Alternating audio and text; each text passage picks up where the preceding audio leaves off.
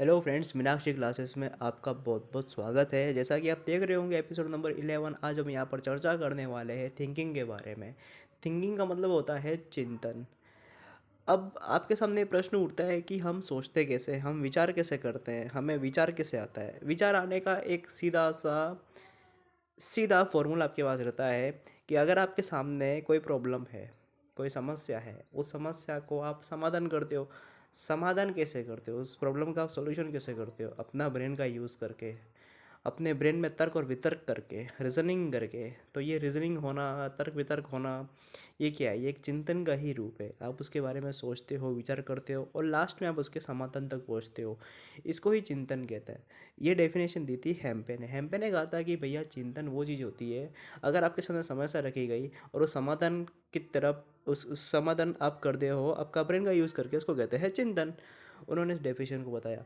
अब आपके सामने ये बात रखी जाती है कि एक बच्चा कैसे सोच सकता है। जैसे कि आप इस इमेज में देख रहे हो कि एक बच्चा पेन एक सोच रहा है कि यार ये क्वेश्चन है, इस क्वेश्चन को मैं कैसे सॉल्व कर सकता हूँ, अपना ब्रेन का कैसे यूज़ कर सकता हूँ। ठीक है। तो जीन पियाजे कहते हैं कि छोटा बच्चा होता है वो अपने सेंसरी मोटर के स्किल के द्वारा चीज़ों को सीखता है। अब छोटे बच्चे का मतलब होता है कि जो 0 से 2 साल का बच्चा होगा। ठीक है, जीन पियाजे के अनुसार वही बच्चा होते हैं। तो वो अपने जितने भी सेंस है, जैसे कि उसके आँख है, नाक है, कान है, मुंह है, टंग है, स्किन है, उसका यूज़ करके वो चीज़ों को क्या कर रहा है, उसके बारे में सोच रहा है, विचार कर रहा है, कॉन्सेप्ट क्रिएट कर रहा है। कॉन्सेप्ट क्रिएट करने के बाद उसके सामने जो प्रॉब्लम है उसका वो सॉल्यूशन निकाल रहा है। ठीक है। तो ये जीन पियाजे कहते हैं। सबसे पहले क्या होता है, भाषा का विकास होता है बच्चे के अंदर। भाषा का विकास होने के बाद उसका चिंतन का विकास होता है। ठीक है। ऐसा नहीं है कि पहले आपके सामने समस्या रख दी और आपको आपके अंदर भाषा का विकास नहीं है और आप सोच रहे हो बस। तो ये ऐसे उधर थिंकिंग का डेवलपमेंट नहीं होता। थिंकिंग का डेवलपमेंट होने के लिए पहले लैंग्वेज का डेवलपमेंट होता है, भाषा का विकास हो गया, उसके बाद आपके चिंतन का विकास होता है। उसके बाद होती है प्रॉब्लम सॉल्विंग। प्रॉब्लम सॉल्विंग का मतलब यहाँ पर क्या हो गया कि बच्चे के सामने जैसे कि क्रॉस वर्ड दे दिए गए, कि उनको दे दिया कि बेटा ये जैसे कि वेट है। ठीक है, वेट है और ये मोटी है। ठीक है, अब इसको एक काम करो, इसको सीक्वेंस वाइज जमाओ। तो बच्चा क्या देखेगा, अरे यार वेट दे रखा है, मोटी दे रखी है, इसको मैं कैसे जमाऊँगा? तो वो सोचेगा कि चलो इसका बनता है आपका मोटिवेट।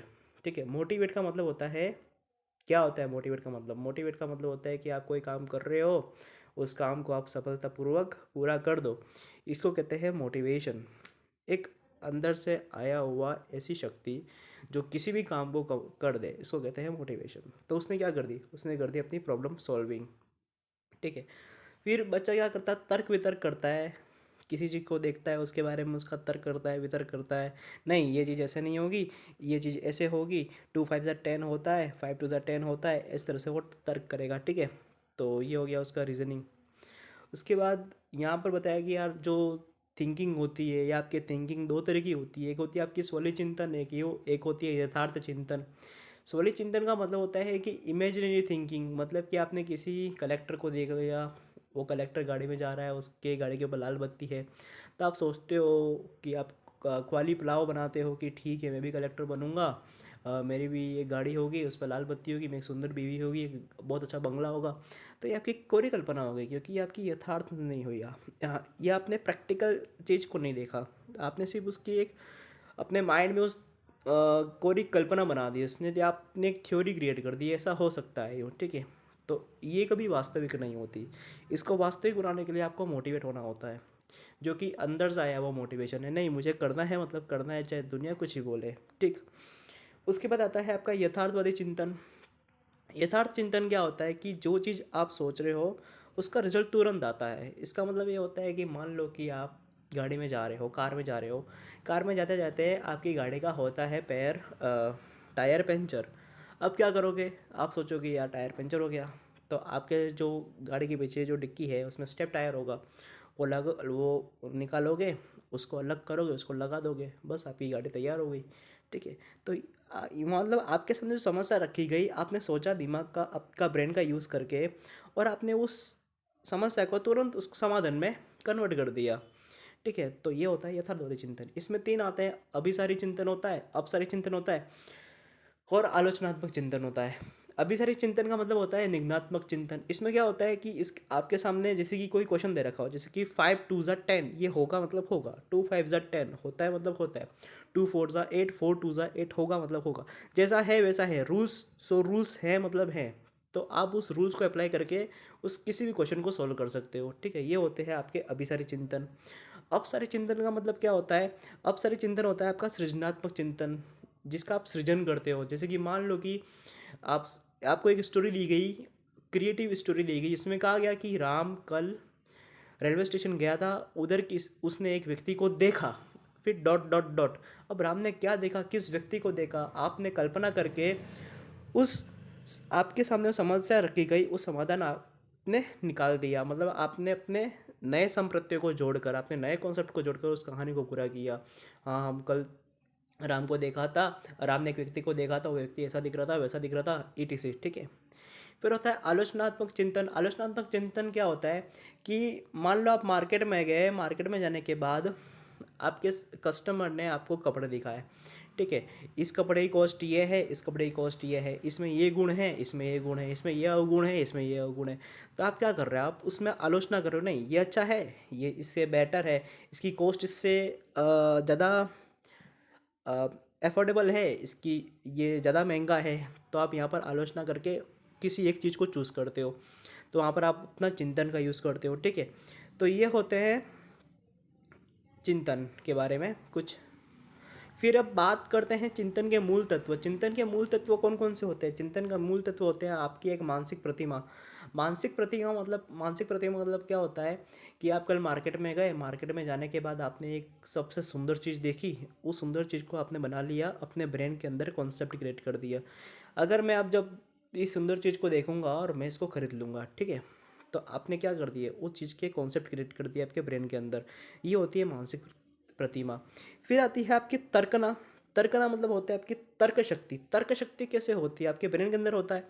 आपके ब्रेन के अंदर आपका जो ब्रेन का डेवलपमेंट होता है, तो आप तर्क करते हो, वितर्क करते हो, रीजनिंग करते हो, ठीक है। इसमें आते हैं आपके निगनात्मक तर्क। निगनात्मक तर्कन का मतलब क्या होता है कि अ,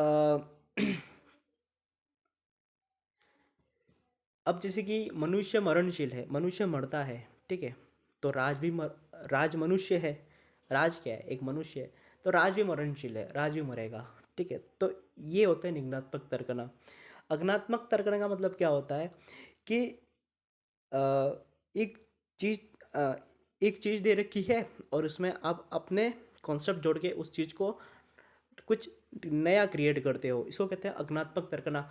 आलोचनात्मक तर्कना का मतलब क्या होता है कि यहाँ पर अ, आलोचना की जाती है, मतलब कि वही दो कपड़े दे रखे हैं, दो कपड़ों के बीच में आप आलोचना कर रहे हो कि नहीं ये सही है, ये ख़राब है, इसमें ये चीज़ नहीं है, इसमें ये चीज़ है, इसकी कॉस्ट इससे ज़्यादा अफोर्डेबल है, तो इसलिए ये ज़्यादा सूट करेगा क्योंकि ये महंगा है। तो यहाँ पर आप आलोचना कर रहे हो। फिर आपकी आती है सादृश्यवाची तर्कना। मतलब यहाँ पर यहाँ पर उपमा के आधार पर आप तर्क करते हो। मतलब कि कैसे कि मान लो कि महाराणा प्रताप वीर थे क्योंकि वो अकबर के नीचे नहीं झुके, ठीक है, उन्होंने अकबर का सामना किया। वैसे कि वैसे ही रानी लक्ष्मीबाई वीर विरंगना है क्योंकि वो अंग्रेजों ने उनके दांत खट्टे कर दिए, ठीक है। तो यहाँ पर आपने क्या कर दिया, यहाँ पर महाराणा प्रताप को आपने लक्ष्मीबाई से जोड़ दिया। तो यहाँ पर आपने क्या किया, सादृश्यवाची तर्क लगा दिए, ठीक है। फिर आते हैं आपके समस्या समाधान। वही अगर वेट मोटी दे रखा है तब उसको सीक्वेंस वाइज जमा के बच्चा क्या करता है, MOTIVATE, मोटिवेट, ठीक है। तो ये होते हैं चिंतन के कुछ मूल तत्व जिसके बारे में पढ़ा। मानसिक तर्कना क्या होता है, मतलब मेंटल कॉन्सेप्ट क्या होते हैं, तर्क क्या होते हैं, ठीक है। और समस्या समाधान क्या होता है, एक चिंतन कैसे होता है, समस्या रखी उसका फिर आपने समाधान कर दिया, किसका यूज़ करके, आपका ब्रेन का यूज़ करके। ब्रेन में ही आपके क्या होते हैं, रीजनिंग, मानसिक तर्क, मेंटल कॉन्सेप्ट बनता है, रीजनिंग करते हो, ठीक है। तो थिंकिंग करते हो आपका, आप अपने ब्रेन का यूज़ करके, ठीक। तो फिर अपन ने चिंतन के दो प्रकार पढ़े थे। एक स्वली चिंतन होता है, यथार्थवादी चिंतन, उसमें भी अपन ने आलोचनात्मक पढ़ा। फिर उसके बाद यथा अपसारी अभिसारी पढ़ा, ठीक है। तो इस तरह से ये जो टॉपिक है थिंकिंग का, वो अपना पूरा होता है। फिर आने वाले जो एपिसोड हैं, जैसे कि बुद्धि है, इंटेलिजेंस का एपिसोड हम पढ़ेंगे। इसमें हम बुद्धि क्या होती है, बुद्धि के प्रकार क्या होते हैं, बुद्धि का सिद्धांत क्या होता है, आप अपने बुद्धि का कैसे यूज़ करते हो, इमोशनल इंटेलिजेंस क्या होता है, ठीक है।